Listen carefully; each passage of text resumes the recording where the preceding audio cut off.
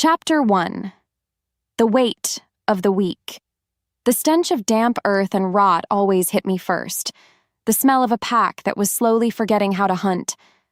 I walked through the low dens, my boots sinking into the mud. My eyes scanned the shadows, looking for any sign of the gray rot. I saw the elderly huddled together, their fur matted and thin. Truth be told, they were a drain on our winter stores. My father died because he couldn't stop feeding the hungry mouths that gave nothing back to the pack. I wouldn't make that mistake. After that, I spotted Elara. She was kneeling in the dirt, pressing a poultice of moss against an old man's chest. She was an Omega, small, soft, and useless in a real fight. Her Ghost Paw nickname was fitting because she was practically a phantom in the eyes of our warriors. Yet, she looked up at me with eyes that didn't flinch. In that moment, I felt a flash of irritation. Why was she wasting the pack's medicine on someone whose lungs were already failing? "Alpha," she murmured, her voice steady. "You're wasting your time, Elara," I barked. "He won't survive the first frost. The pack needs hunters, not scavengers who cling to the past." "He is the reason we have a past, Varick," she replied. In fact, her defiance made my blood boil. I leaned down, my shadow swallowing her whole. The past is a luxury for those who aren't dying. Move aside. Because of that, she stood her ground. Her body moved on instinct, shielding the old shifter. It was a pathetic display of empathy. Deep down, she knew the truth. The weak were a poison. I gripped the shaft of my spear, the cold iron biting into my palm.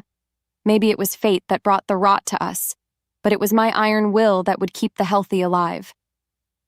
Moments later, a scout sprinted toward me, his face pale as ash. My heart skipped. I knew that look. It was the look of a man who had seen the end. As the silence stretched, the scout gasped out the words I feared most. "It's in the north. 3 more down. It's moving fast, Alpha." Which meant the time for mercy was over. I looked back at Elara, who was still tending to the dying.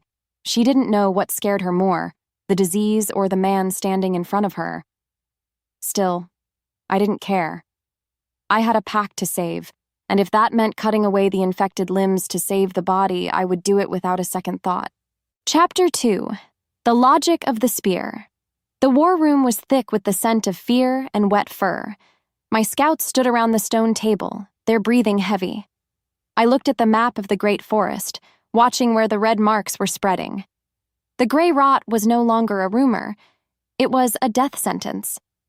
To make things worse, the healers had no cure. They spoke of spirits and curses, but I only understood the logic of the spear. "The nursery is next," the head scout whispered. What followed was a silence so heavy I could feel it in my lungs. My nephew, Kalen, was in that nursery. He was the only piece of my sister I had left. Even so, the pack's survival came first. I couldn't let my heart cloud my judgment. In this world, you are either a contributor or a drain.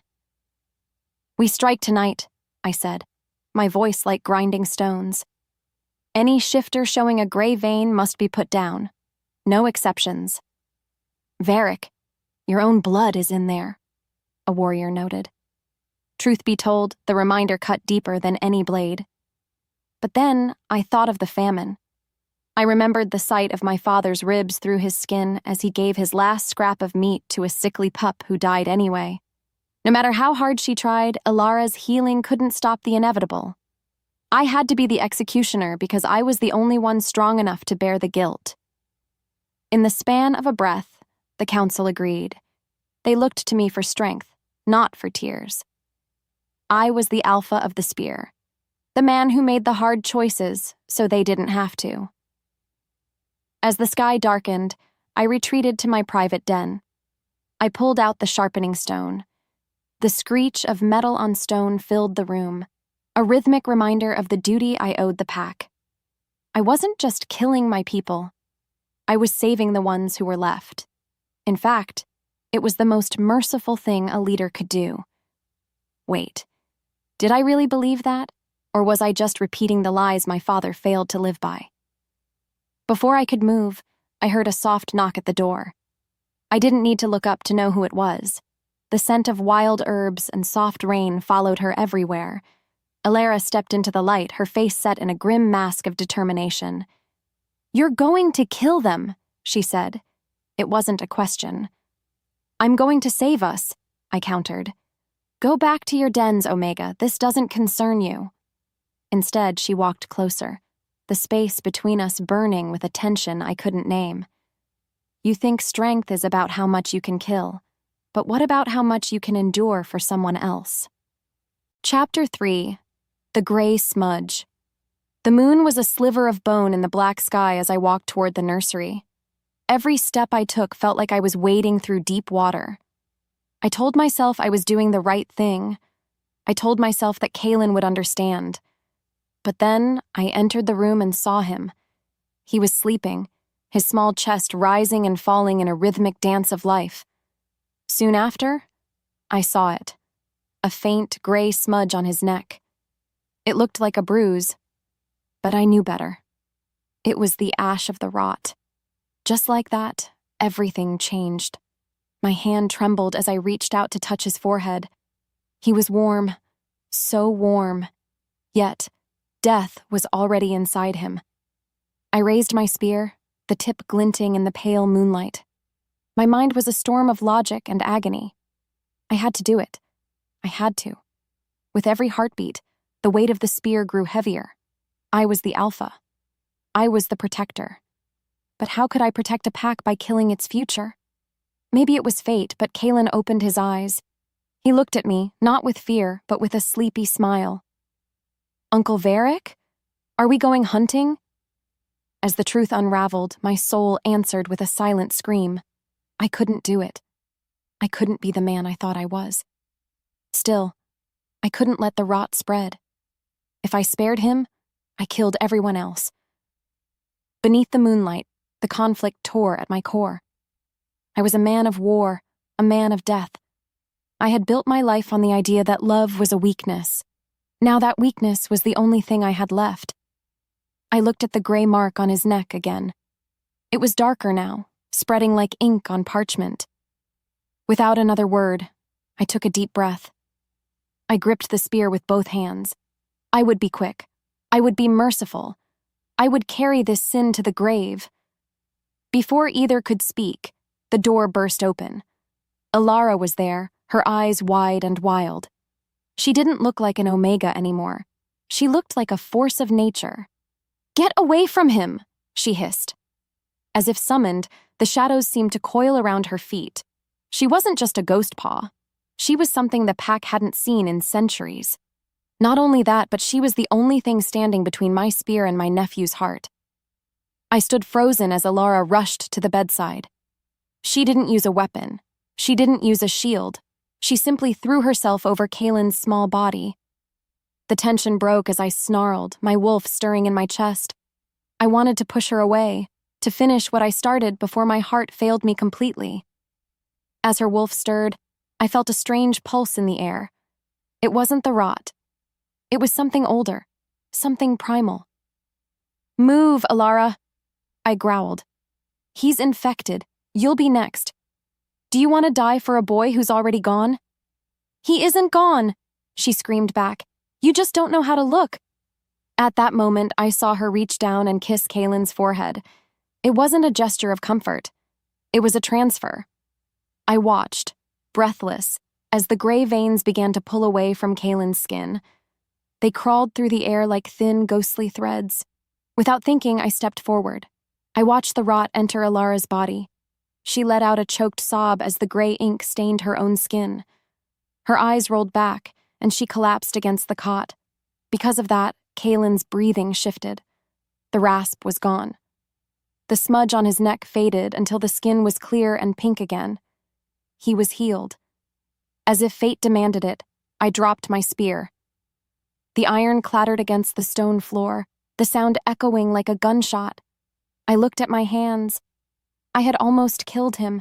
I had almost destroyed the one thing that mattered because I was too afraid to be weak. Moments later, Elara began to shiver. Her skin was turning the color of ash. She had taken his death into herself.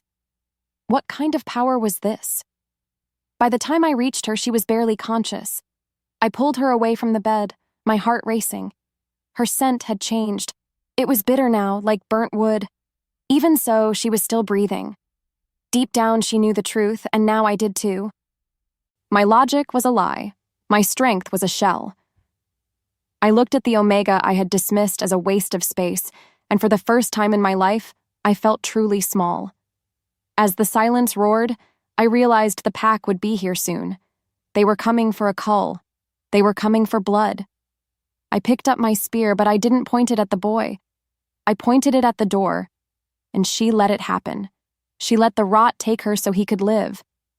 Now, I would have to let the pack see what a real leader looked like. Chapter 4. The Property of the Alpha. The iron tip of my spear felt like 1,000 pounds as it rested against the nursery floor. I didn't move. I couldn't. Instead, I watched the gray rot bloom across Elara's skin like a fast-moving shadow. She was shaking, small violent tremors that rattled her bones against the wood of Kalen's cot. She had stolen the boy's death, and now it was devouring her from the inside out. Soon after, the heavy oak doors of the nursery swung wide. My lead warriors stormed in, their claws extended and their eyes glowing with the predatory hunger of a cull. They had come to kill the boy. They had come to obey the law I had written in blood. Alpha, my second in command, Krell growled. He looked at Kalen, then at the dying Omega on the floor. The boy looks clean, but the girl, she's turned. Move aside so we can finish this. Without thinking, I stepped in front of Elara. I didn't even realize I was doing it until my spear was leveled at Krell's throat. The tension broke as the warriors froze, their confusion thick enough to choke on. "Nobody touches her," I snapped. My voice sounded like a cornered animal's. "She is infected, Varick," Krell shouted. The law says I decide who lives," I roared, my wolf snapping at the surface of my skin. Because of that, the warriors stepped back. They had never seen me defy my own logic. Truth be told, I hadn't either. I looked down at Elara. She was gasping for air, her fingernails clawing at the dirt. She wasn't just sick. She was a miracle I didn't understand. In that moment, I realized I couldn't kill her because she was the only shield we had against the end. If she could pull the rot from one, could she pull it from the pack? I didn't know if I wanted to save her or use her, but I knew I couldn't let her go. As the silence stretched, I scooped her limp body into my arms. She was terrifyingly light, her skin burning with a fever that felt like ash. And she let it happen. She let me carry her away from the nursery and toward my private quarters. I was making her my prisoner, but in my twisted mind, I was keeping her alive. Chapter 5. The Gilded Cage. I slammed the door to my chambers and slid the bolt home. This was the highest point of the pack's stone fortress, a place where no one entered without my permission. What followed was a long night of watching a woman die for a crime she didn't commit. I laid her on my furs, the dark wolfskins contrasting with her pale, ashen face. By the time the sun began to peek over the great forest, the gray veins on her arms had settled into a dull, pulsing silver. She wasn't dead. Somehow, her body was holding the rot at bay. Next, her eyes fluttered open. They weren't the eyes of a victim. They were sharp, searching, and filled with a pain I couldn't imagine. She tried to sit up, but her strength failed her. Where is Kalen?" she whispered, her voice a dry rasp. "He's safe. He's with the nursery maids," I said, sitting in the shadows across from her. Rather than thanking me, she glared. "You locked me in here. You treat me like a trophy, or a weapon." "You are a weapon," I countered. I stood up, walking into the light so she could see the coldness in my expression. "You found a way to stop the rot. You're going to tell me how you did it. You're going to save my hunters." "Not only that, but I intended to keep her here until every trace of the plague was gone from our lands. I was the alpha, and she was now the most valuable resource the pack owned. As the truth unraveled, Elara let out a bitter laugh. It's not a trick, Varick. It's an exchange. I don't fix them. I take their agony into my own soul. Do you even know what that means? Deep down, she knew the truth, but I refused to hear it. I couldn't afford to care about her soul. I only cared about the survival of the great forest. Chapter 6. The Alpha's Bargain. The morning was cold and gray, matching the mood of the pack outside my door. I could hear them whispering. They wanted to know why the Alpha was harboring a blight-bringer. To make things worse, my best scout, Jace, had just collapsed at the gates. The rot was moving faster than any of us anticipated. Without another word, I grabbed Elara by the arm and pulled her toward the door. She stumbled, her breath catching in her throat. "Please," she begged. "I need time to recover. It's too much. It's too much at once." "We don't have time," I yelled. Because of that, she flinched, and for a split second, I felt a pang of guilt. I ignored it. Love is a luxury, and we were bankrupt. Moments later, we reached the medical ward. Jace was lying on a stone slab, his skin already turning that dreaded charcoal gray. The air in the room smelled like a forest fire. "Do it," I commanded. As if pulled by a string, Elara walked toward the dying man. She looked like a ghost walking toward a funeral. She placed her hands over his heart. What's worse was the sound she made when the transfer started. It wasn't a scream. It was a low, guttural moan of pure suffering. I watched as the gray rot flowed up her fingers like liquid smoke. Her bones began to creak. With every heartbeat, I wanted to reach out and pull her away. I wanted to tell her to stop. Yet, I watched as Jace's color returned. I watched as the man I needed back in the field took a gasping breath of life. As her wolf stirred, Elara collapsed into my chest. I caught her, my hands gripping her shoulders. She was trembling so hard I thought she might shatter. Is he okay?" she breathed, her eyes searching mine for a shred of humanity. In the echo of his voice, I found myself unable to lie. "He'll live. Because of you." The ward was silent as the other healers watched us. They looked at Elara with a mix of awe and terror. She was a savior, but she was also a monster, a living vessel for the plague they all feared. In fact, I could see the marks on her neck now. They weren't fading this time. They were becoming a permanent part of her. Still, the pack was not satisfied. Krell stood at the entrance, his eyes narrowed. "You're keeping a parasite in the heart of the den, Varick," he said, his voice echoing off the stone walls. "She's absorbing the rot, sure. But what happens when she's full? What happens when she can't hold any more and she explodes in the middle of our children?" Between them, something cracked.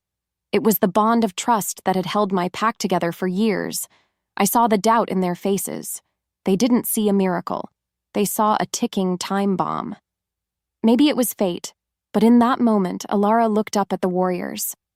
She stood tall, even though her legs were shaking. "I am not a parasite," she said, her voice echoing with a power that didn't belong to an Omega. "I am the only thing standing between you and the dirt.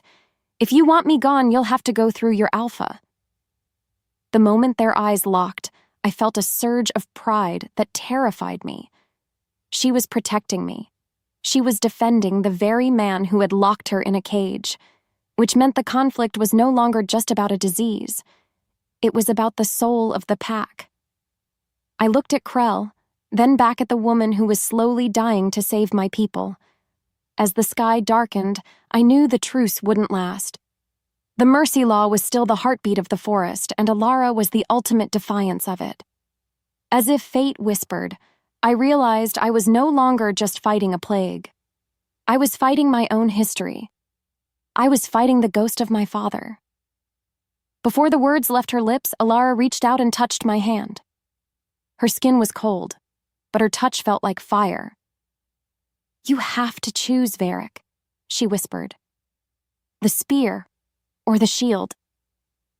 And she let it happen.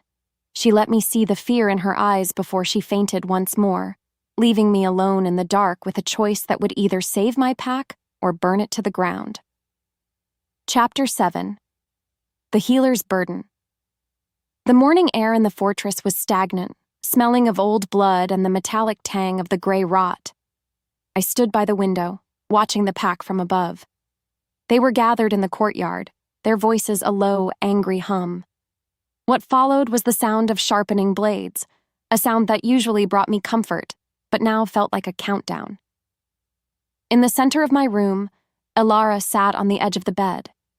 She looked smaller today, her skin translucent, revealing the silver-gray veins that branched out from her heart like a cracked mirror. Next, she reached for a cup of water, her hand shaking so violently that the liquid spilled over the furs. I stepped forward, my shadow falling over her. Instead of letting her struggle, I took the cup and held it to her lips. The moment our eyes locked, I saw the sheer exhaustion in her soul. She wasn't just tired, she was fading. You've healed 6 of them since yesterday, I muttered, my voice tight.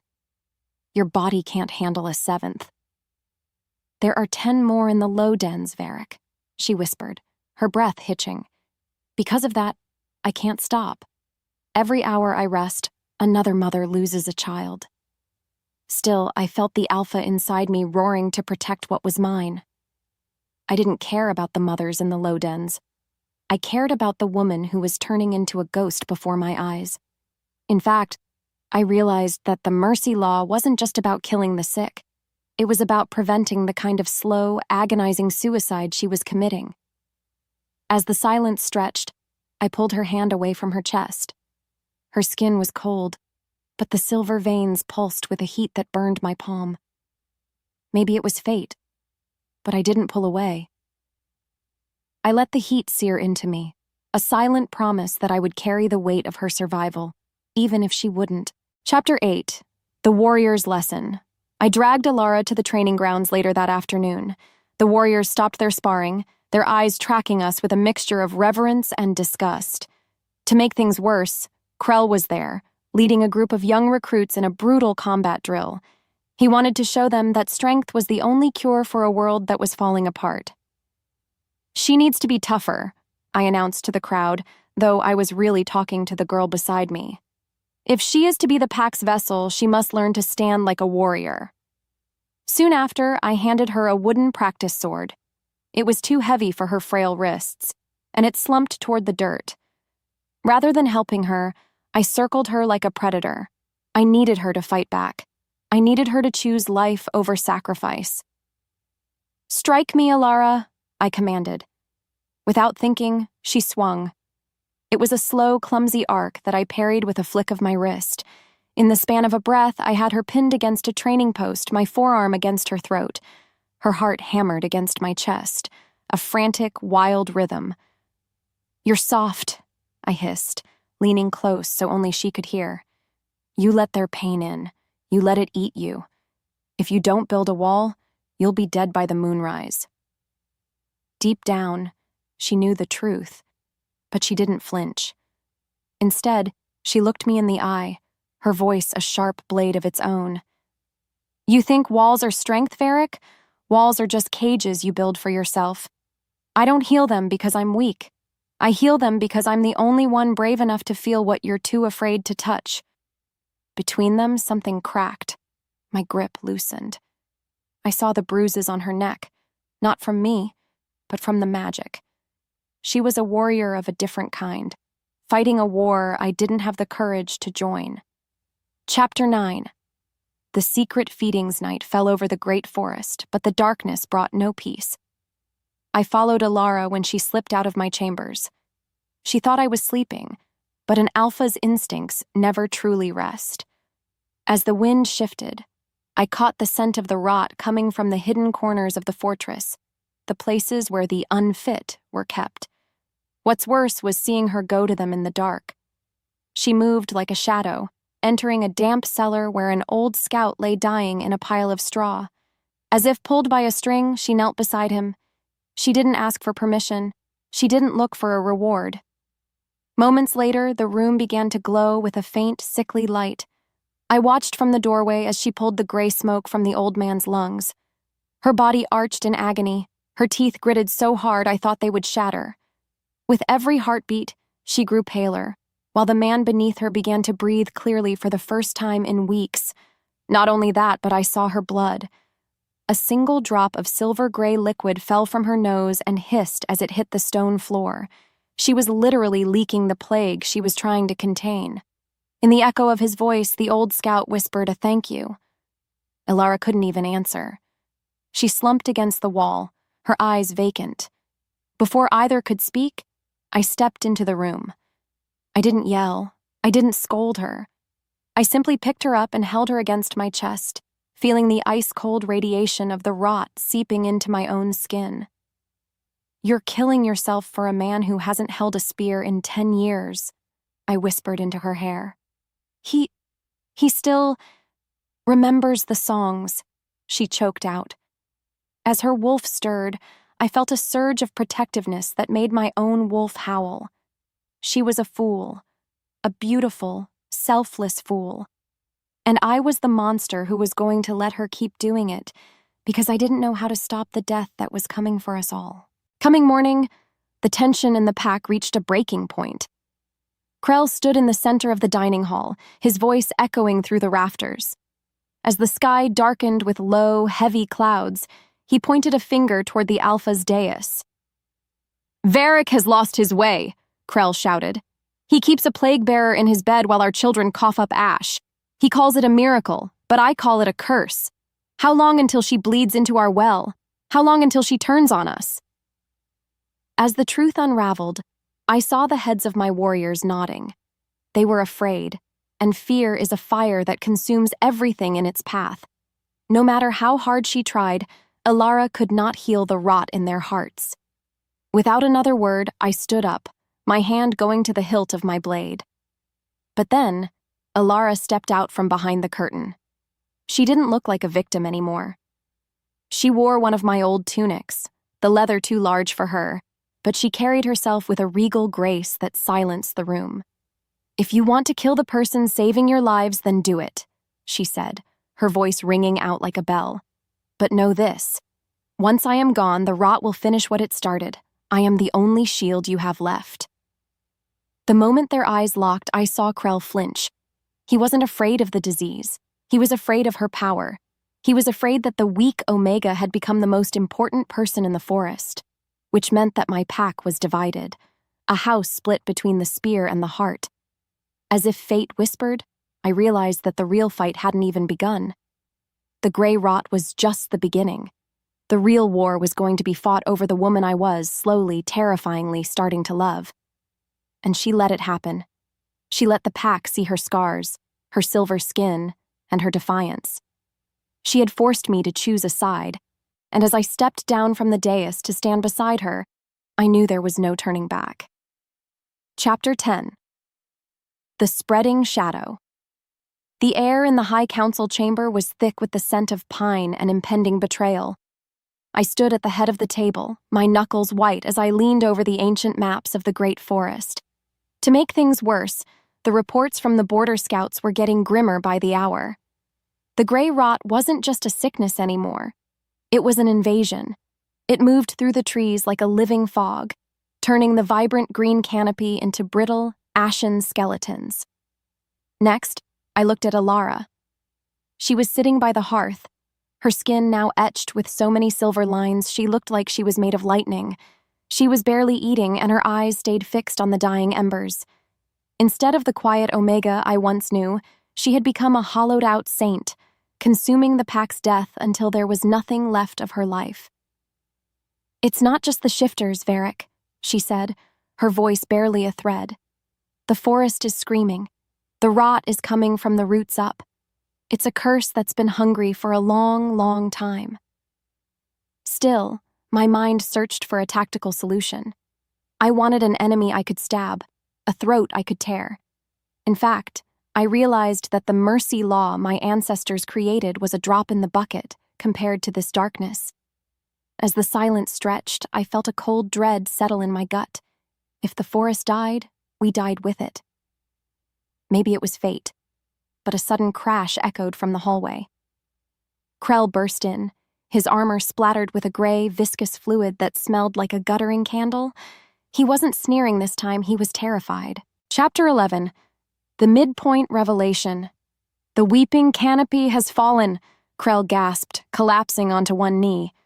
What followed was a revelation that shattered every belief I held dear. The trees. They didn't just die. They turned into guardians. They're attacking anything with a heartbeat. Varick, the rot, is moving toward the heart tree. Soon after, Elara stood up. Her movement was stiff, as if her bones were made of glass. Rather than showing fear, she walked toward Krell, her hand extended. She touched the gray fluid on his shoulder, and as she did, her eyes rolled back into her head. A soft, haunting hum vibrated from her chest, a sound that made my wolf whine in submission. "It's not a disease," she whispered, her voice sounding like 1,000 dry leaves skittering on stone. "It's a mirror. The rot is fed by the blood we've spilled in the name of purity. Every mercy killing, every weak shifter your fathers put to the spear, it's all coming back." In the span of a breath, the game changed. My entire life had been a service to the very thing that was now killing us. Deep down, I knew the truth, and it burned like acid. I had spent years sharpening the spear that was now pointed at my own throat. Not only that, but the stakes were no longer just personal. If Elara was the only one who could absorb the rot, and the rot was the forest's revenge, then she was the only sacrifice that would ever be enough. As her wolf stirred, she looked at me with a devastating clarity. She knew what had to be done. Chapter 12.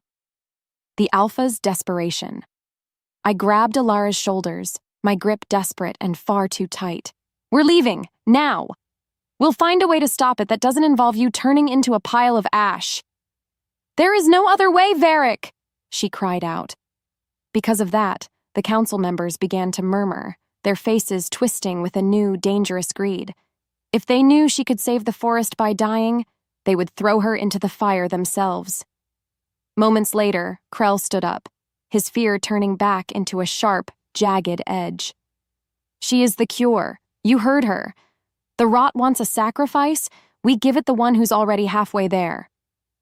Without thinking, I stepped between Elara and my warriors. The space between us burned with a heat that was no longer just magic. It was war. Which meant my pack was no longer mine. They were a mob, driven by the same survival logic I had beaten into them for decades. In the echo of his voice, I heard the death of my authority. "If you want her," I growled, the sound vibrating through the floorboards, "you'll have to walk over my corpse first." As the truth unraveled, I realized I was now the traitor. I was the Alpha who had chosen a single Omega over the survival of the great forest. No matter how hard she tried, Elara couldn't stop the tears that finally fell, staining her silver cheeks. The tension broke when I threw a heavy oak table through the window, the glass shattering like ice. As the sky darkened, I grabbed Elara and hauled her toward the hidden back stairwell. We had to move. We had to get to the weeping canopy before the pack caught us, and before the rot claimed the heart tree. And she let it happen. She let me lead her into the dark, rainy night. Without another word, we sprinted into the woods, the trees themselves seeming to reach for us with gray, skeletal fingers. As if fate whispered, I knew this was the end of the world I had built. Every step away from the fortress was a step toward a destiny I wasn't prepared for. Before the words left her lips, Elara tripped, her body finally giving out under the weight of the souls she carried. Beneath the moonlight, I knelt in the mud and pulled her to my chest. She was so cold, so terrifyingly cold. I didn't care about the pack. I didn't care about the laws. I only cared about the girl who was dying to save a world that didn't deserve her. Just like that, everything changed. I wasn't a king anymore. I was just a man with a dying star in his arms, running toward a forest that wanted us dead. Chapter 13. The Weight of the World. The rain didn't just fall, it hammered against the forest floor like a million tiny silver spears. I carried Elara through the thicket, my lungs burning as if I were inhaling the very ash that was killing the trees. To make things worse, the forest was no longer silent. The branches above us groaned with a sentient malice, twisting and snapping as if trying to cage us within the rotting wood. Next, I felt a sharp sting against my cheek, a jagged twig that moved of its own accord. The gray rot had fully claimed this section of the woods. Instead of fleeing the darkness, I was running deeper into the mouth of the beast. Elara stirred in my arms, her skin glowing with a sickly, ethereal light that illuminated the gloom. "Put me down, Varick," she rasped, her fingers digging into my leather tunic. "Because of that. Because I am the anchor. They won't stop until they have me. You're slowing yourself down." Still, I tightened my grip. The thought of letting her go felt like tearing my own heart out of my chest. In fact, I realized that my survival was now entirely tethered to hers. As the silence stretched between our heavy breaths, I realized I was no longer an alpha protecting his pack. I was a man protecting his soul. Maybe it was fate, but the sound of a distant baying howl echoed through the trees. It wasn't the sound of the rot. It was Krell and the elite guard. They were hunting us like common rogues. Chapter 14. The Shattered Oath. We reached a small, rocky outcropping that overlooked the valley of the Weeping Canopy. What followed was a moment of clarity that I wasn't prepared for. From here, I could see the heart tree. It was pulsing with a dark, rhythmic light, sending ripples of gray decay through the soil. Soon after, Elara stood on her own 2 feet. She was swaying, her body thin as a reed, yet she looked more powerful than I had ever seen her. Rather than hiding, she turned to face the direction of the coming pack. "I have to go to the heart tree, Varick," she said, her voice dropping to a low, melodic hum. "Not only that, but I have to do it alone. The transfer. It will be too much for anyone else to be near." In the span of a breath, the world tilted. I had spent my life leading, commanding, and deciding the fates of others. Deep down, I knew the truth. I was terrified of a world where I couldn't protect her. I was terrified of being the one left behind. Without thinking, I grabbed her hand, my fingers interlocking with hers. "I am not leaving you. I don't care about the laws.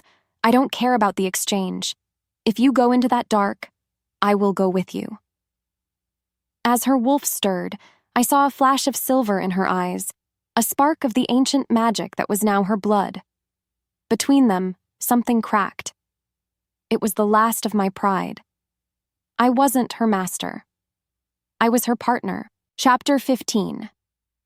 The Alphas Stand. The first of the pack emerged from the tree line. Krell stepped forward, his eyes fixed on Elara with a fanatic's gleam. Moments later, 10 more warriors fanned out, their spears leveled at my chest. They didn't see their alpha. They saw an obstacle to their salvation. "Move aside, Varick," Krell commanded. Because of that, I felt a cold fury settle over me. "Give us the Omega, and the forest lives. The Council has spoken. One life for the pack. It's the law you taught us." In the echo of his voice, I realized the monster I had created. I had taught them that life was a currency, and now they were here to collect. Without another word, I drew my twin blades. The steel sang as it caught the dim light of the dying forest. "The law is dead," I roared. As the truth unraveled, I saw the hesitation in the eyes of the younger warriors. "This woman has given more of herself than any of you have ever sacrificed in 10 lifetimes. If you want the cure, you'll have to earn it through me." As the sky darkened, the first warrior lunged. I moved on instinct, a blur of fur and steel. I wasn't fighting for purity or power anymore. I was fighting for the right to be human, which meant every strike I landed was a blow against the man I used to be.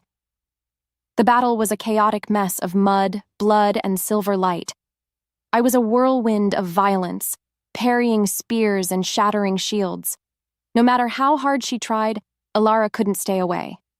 She stepped into the fray, not to fight, but to heal.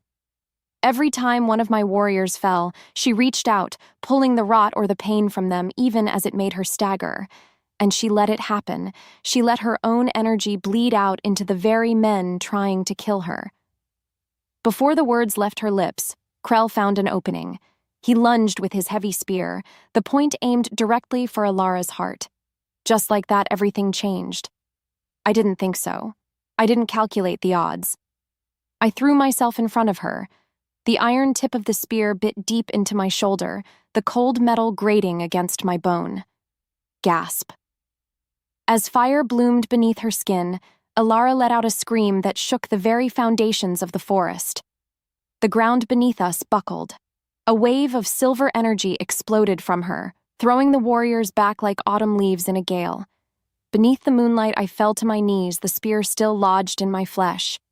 Elara was over me in an instant, her hands glowing as she tried to close the wound. "Don't!" I choked out, blood bubbling at my lips. "Save it! Save your strength for the tree! Go! Before they get back up." As if fate whispered, she looked at me with a love so fierce it hurt more than the steel in my shoulder. She leaned down and pressed a final, desperate kiss to my brow. "I will see you in the green, Varick," she whispered. Before I could move, she turned and ran toward the heart of the weeping canopy. I watched her go, a streak of silver lightning in a world of gray. I was broken, bleeding, and alone, but for the first time in my life, I was free. Chapter 16. The Hollow Throne. The mud was cold against my face, tasting of copper and failure. I lay in the dirt, my breath coming in ragged, shallow hitches while the spear in my shoulder pulsed with a rhythmic, sickening heat. To make things worse, I could hear the heavy thud of boots returning. Krell and his remaining guard were not finished. They were circling back like vultures to a carcass. Next, I forced my eyes open, catching the faint, shimmering trail of silver Elara had left behind.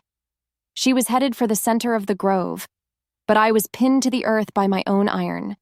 Instead of the roar of a warrior, my voice was a broken rasp as I gripped the shaft of the spear. With a scream that tore through the silence of the dying woods, I yanked the metal from my flesh. "Varick, look at you." Krell's voice drifted through the mist, dripping with a poisonous pity. "Because of that, because you chose a girl over your crown, you've become nothing. You're just a dying dog in the rain." Still, I pushed myself up, my vision swimming in shades of gray and red. In fact, the pain was the only thing keeping me conscious. As the silence stretched, I saw them emerging from the fog, shadows of men I had raised, now turned into monsters by the very fear I had instilled in them. Maybe it was fate, but as Krell raised his sword for the final blow, the trees themselves began to shriek. The weeping canopy was no longer just dying. It was screaming in agony as Elara reached its heart. Chapter 17. The Dark Night of the Soul. The sky turned a bruised, sickly purple, and the rain began to fall as hot as tears. What followed was a descent into a nightmare I couldn't escape. I was dragged toward the heart tree, my feet trailing in the silt, forced to watch the horror unfolding. Elara was there, standing at the base of the massive, gnarled trunk. Soon after, the rot began to pour out of the bark in thick, oily waves. It wasn't just magic. It was the physical manifestation of every secret, every murder, and every mercy this pack had ever committed. Rather than fighting it, Elara opened her arms wide. "She's absorbing it all," I whispered, the horror clogging my throat. "Not only that, but it's too much. It's too much for one soul." In the span of a breath, the silver lightning of her skin turned to a dull, leaden gray. I watched her face contort, her jaw locking as she took the weight of 1,000 years of sin into her lungs. Deep down, I knew the truth. This was the all-is-lost moment. I had failed to protect her, and now she was being erased by the very world she was trying to save. Without thinking, I reached out a hand, my fingers clawing at the air. "Elara, stop! Let it burn! Let us all burn!" As her wolf stirred, she didn't look back. She couldn't. She was no longer a woman. She was a conduit of pure suffering. Between them, something cracked. The bond I had felt, that pulsing heat of our shared defiance, went cold. She was slipping away into the dark. Chapter 18. The Broken Spear. Krell stood over me, his face illuminated by the flickering necrotic light of the tree. He looked at Elara, and for the first time, I saw the madness in his eyes. Moments later, he turned his blade toward me, the edge notched and bloody. "You were right about one thing, Varick," he sneered. "Because of that sacrifice, we will survive. But a pack doesn't need a traitor for an alpha. It needs a king who knows how to use the spear." In the echo of his voice, I felt the final shard of my pride shatter. I had no weapons. I had no army. I had no strength left to give. Without another word, I lowered my head, waiting for the strike. I had led my pack to this. I had led her to this. As the truth unraveled, I realized that my logic of the spear had finally found its ultimate conclusion: my own death at the hands of my student.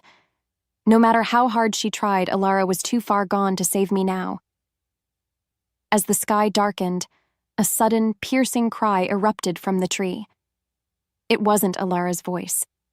It was the sound of the forest itself, a howl of such profound loss that it knocked the warriors to their knees, which meant the rot had reached the core. The heart tree was beginning to shatter, its wood turning to ash and blowing away in a wind that shouldn't exist. Chapter 19.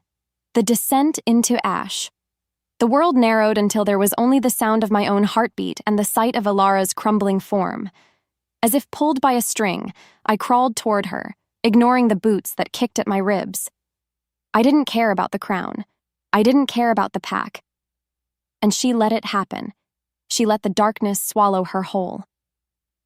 Before the words left her lips, she turned into a statue of gray salt, her eyes turning into empty, lightless voids. Just like that, everything changed. The forest went silent. The rain stopped. The warriors stood frozen in the gray mist. I reached the base of the tree and slumped against her cold, stone-like legs. Beneath the moonlight, or what was left of it through the ash, I realized I was the last man standing in a graveyard of my own making. I had lost my nephew, my pack, and the only woman who had ever truly seen me. As fire bloomed beneath her skin, or rather, as the last of her warmth vanished, I felt the silence roar in my ears. I was an alpha of nothing, a king of the dead. As if fate whispered, I closed my eyes and let the ash cover me. There was no more running. There was no more fighting. There was only the cold, hard logic of the end. Chapter 20. The Heart's Echo. The silence of the grove was more deafening than any war cry. I lay at the base of the crumbling heart tree, my fingers brushed against the cold, stone-like skin of Elara's ankle. To make things worse, the ash continued to fall, a gray shroud for a world that had forgotten how to breathe. I felt the hollow ache in my chest where my pride used to live. Next, a small, warm hand touched my matted fur. I flinched, my eyes snapping open to see Kalen. He was pale, but the gray smudge on his neck was gone. He was the only clean thing in this graveyard. Instead of crying, he pointed toward Elara's frozen form, his eyes wide with a strange golden light. "She's still in there, Uncle," he whispered, his voice a spark in the dark. "Because of that. Because she took the rot. She's become the tree's heart. You have to tell her to come back." Still, I looked at my bloodied hands and felt the weight of my failures. In fact, I was the reason she was a statue. As the silence stretched, Kalen grabbed my hand, and a jolt of energy, the pack's heart legacy, surged through me. I didn't just see the ash, I saw the roots beneath the soil, pulsing with a faint, stubborn rhythm. Maybe it was fate, but I realized the rot wasn't just death. It was trapped in pain. It needed a ground, an anchor that wasn't a single girl but the entire earth. I pushed myself up, the spear wound in my shoulder screaming, but I ignored it. What followed was a transformation of my own soul. I looked at Krell and the warriors who were still huddled in the mist, their faces filled with a pathetic, lingering terror. "Get up!" I roared. And this time, it wasn't the command of a tyrant, but the call of a brother. Soon after we let her die, we will be next. She can't carry this alone. Not only that, but she shouldn't have to. Rather than fleeing, the younger shifters looked up. They saw the boy, Kalen, standing by the girl who had saved him. In the span of a breath, the air shifted. The atmosphere thickened with a new kind of tension, not fear, but a desperate, collective hope. Deep down, I knew the truth. I had to be the lightning rod. I reached out and gripped the heart tree with both hands, the rough, ashen bark biting into my palms. Without thinking, I opened my mind to the rot. I didn't try to kill it. I tried to feel it. As her wolf stirred, or perhaps it was the ghost of hers, I felt a connection click into place. Between them, something cracked. The stone-like shell around Elara began to hairline fracture, a golden light leaking through the gray. Chapter 21. The Gathering of the Pack. Krell stepped forward, his sword trembling. Moments later, he did something I never expected. He dropped his blade and placed his hands on the tree beside mine. Because of that, the circle began to close. One by one, the warriors I had once taught to be cold and hard joined the line.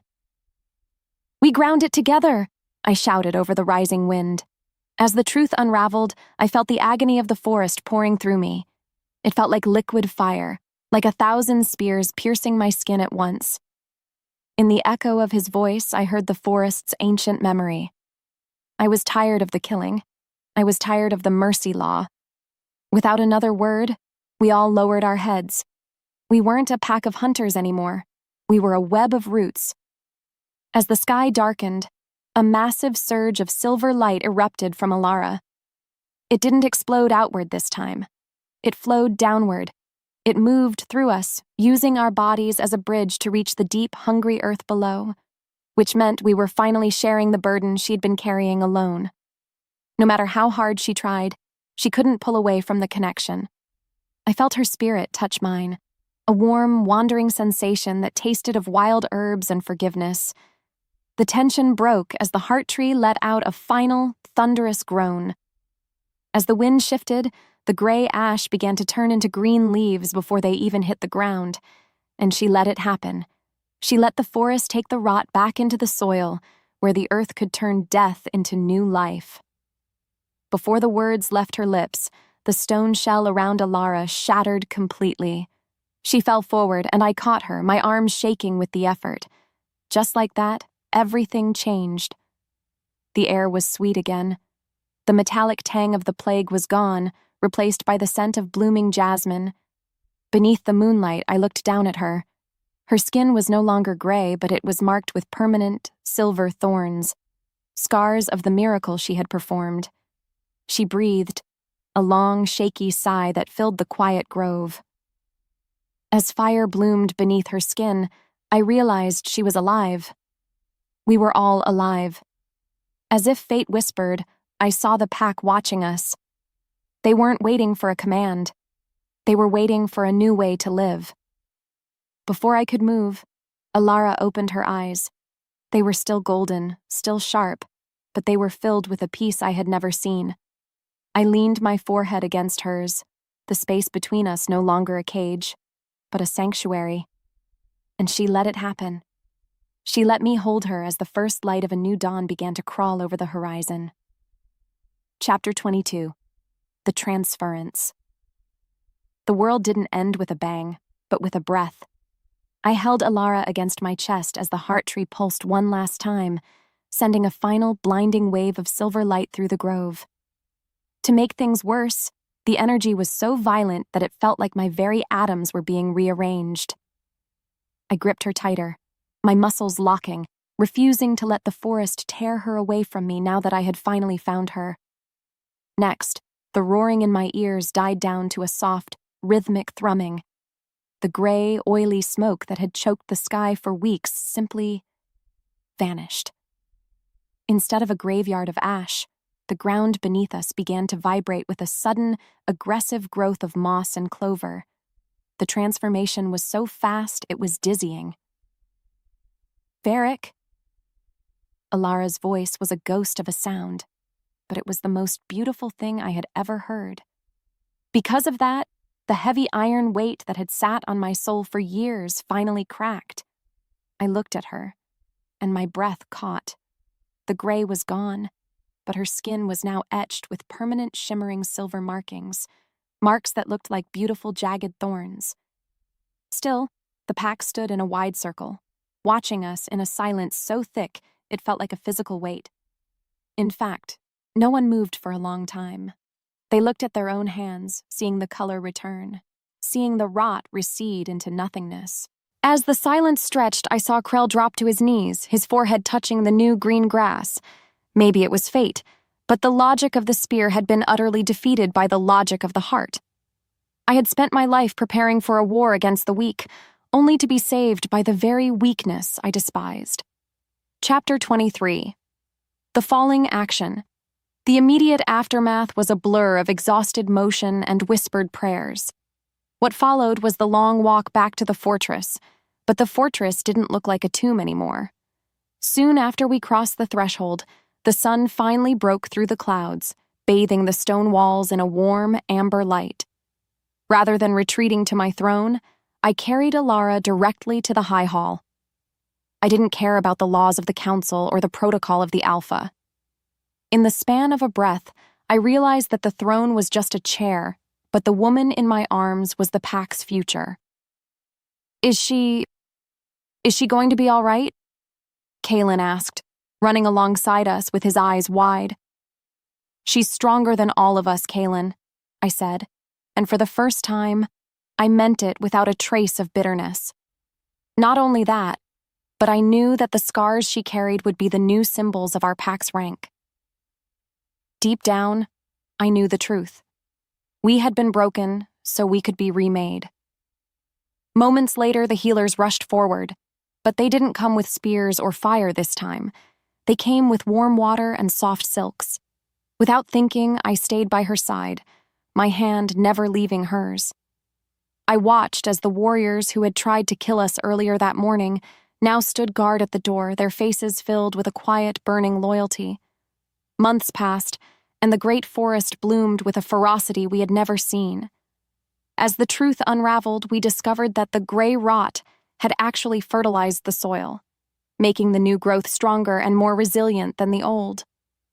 Which meant that Elara's sacrifice hadn't just saved us, it had evolved us. No matter how hard she tried, Elara couldn't hide the thorns of mercy that now decorated her arms and neck. She was no longer a ghost paw or an omega. She was the matriarch of mending. As the sky darkened on the eve of the first harvest, I stood with her on the balcony of the high hall, looking out over a pack that finally knew how to care for its own. "You look like you're thinking about the spear again," she teased, leaning her head against my shoulder. "I was thinking about the shield," I replied, my voice low and thick with emotion. As fire bloomed beneath her skin, or rather as the sunset caught those silver marks on her neck, I realized I wouldn't change a single second of the pain that brought us here. And she let it happen. She let me pull her into a kiss that tasted of peace and wild jasmine. The space between us was no longer a battlefield. It was a home. Chapter 24. The Final Resolution. Epilogue. The low dens were no longer a place of shadow and dampness. Beneath the moonlight, the stone huts had been transformed into a sprawling sanctuary of gardens and light. I watched Kaelin, now a sturdy adolescent, helping a young shifter learn to find their scent. As if fate whispered, I realized that the mercy law was truly dead. We didn't cull the slow. We walked beside them. We didn't kill the weak. We gave them our strength until they could stand on their own. Before the words left my lips, I felt a small hand slip into mine. Just like that, everything changed. I looked at Elara, her silver thorns gleaming in the dark. She was the anchor that had grounded our darkness, and I was the soil that had learned to hold her. As the bond pulsed between us, clear as day, I knew that the forest would always be safe as long as we remembered the cost of our lives. And she let it happen. She let the forest watch as its alpha and its healer walked together into a future that was finally, beautifully, green.